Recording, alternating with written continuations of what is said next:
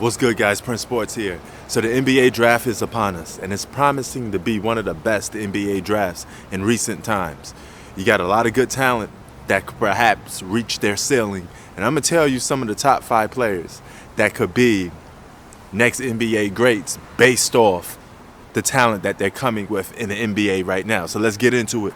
Sports out. This is the way. Coming up on 2 minutes remaining in this first quarter. Jordan off the steal. Finds a way to get easy scores. 4th in the league this year in steals. Jordan, one of the best pickpockets you're going to find, and then one of the best finishers for the score. 20 seconds to go in the quarter. Here's Jordan. Oh, left hand and able to squeeze through to give the Bulls a 2-point lead.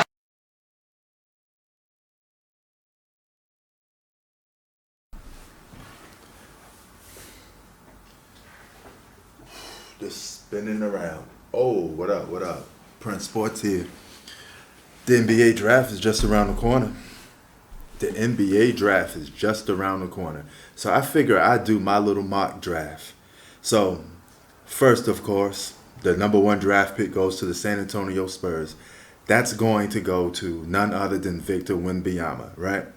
Now, I could talk about this guy for 5 minutes because there's a lot to unwrap where we're talking about Victor Wembanyama, but let's just narrow it down to a little more simpler format. This guy has the ceiling of a Kevin Durant, Tim Duncan, and Kareem. Now he plays center, so he has a chance to become just as historic as Kareem Abdul-Jabbar. That's saying a lot because that's the greatest center in NBA history. But he's labeled as a player, the only player in this draft that has GOAT potential. Now, when you label a player in GOAT potential category, you're saying that he could be either tier 2 or tier 1. Okay, so if he's tier 1, that means he's going to surpass none other than Michael Jordan. Keep that in mind. If he's tier 2, he's going to be right up there with Kareem, Bill Russell, and guys like that. So here's the thing. If he doesn't pan out or don't meet the expectations of his hype, he will become a Kristaps Porzingis. He's going to become a double-digit scorer either way. There's nothing that's going to stop this guy from becoming a double-digit scorer, period. He's going to be that successful. So he may average 18 a game if he's not an all-star. He don't reach the hype. If he does reach the hype, he could become a generational basketball player. That alone pits him at an elite high level. Number 2 is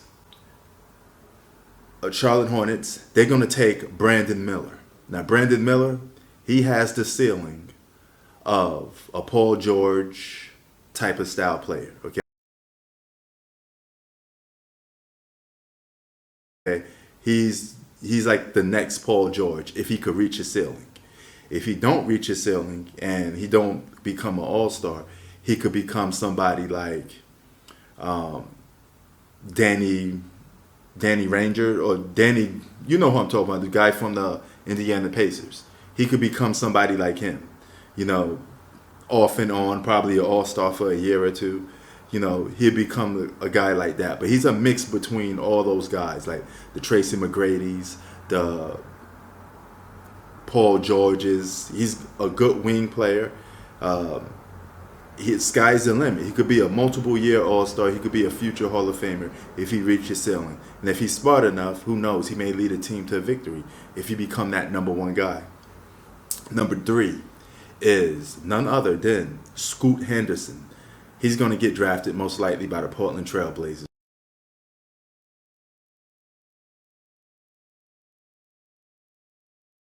They have no other choice. They're going to take the best player available. And the best player available happens to be a point guard. And his ceiling is going to be a Derrick Rose style player. And the bad part to that is they got a point guard already. So you got 2 guys that are point guards. And if you start them, they're going to be undersized guards. If you move Dame to the 2, he becomes an undersized 2. And the ceiling for Scoot Henderson is Derrick Rose, Russell Westbrook, guys like that. Now, if he don't hit his ceiling, he could become a potential player like a Gilbert Arenas, have a couple hot seasons, or he could just become a flat-out role player. One of his weaknesses, he can't play too much good D. If you're a bigger, taller player than him, you're going to have your way with him a little bit. That's problematic. So it is what it is on that part. Number 4 goes to the Houston Rockets. They actually get 2 picks.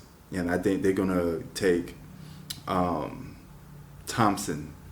Okay? They're going to take Amon Thompson. He has the ceiling of taller Ja Morant. He could be a taller Ja Morant. He's 6'6". He's going to be a good player for probably years to come if he reaches his ceiling. All right? So you never know with him. And if he becomes a role player, then he becomes a poor man's version of Ja Morant, just a role player. Number 5 goes to Detroit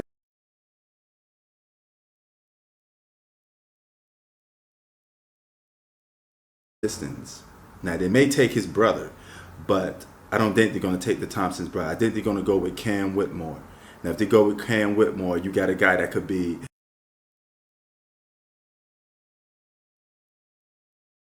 Mikal Bridges style player. Okay, he may become an all-star for a year or two if he plays at a high level, but that is his ceiling if you ask me. I don't think he's going to go farther than that, but we'll see. And to round out the Houston Rockets, because Houston and OKC are going to be young, exciting teams in the future. But that's my top 5 NBA mock draft. Sports out. This is the way. Peace.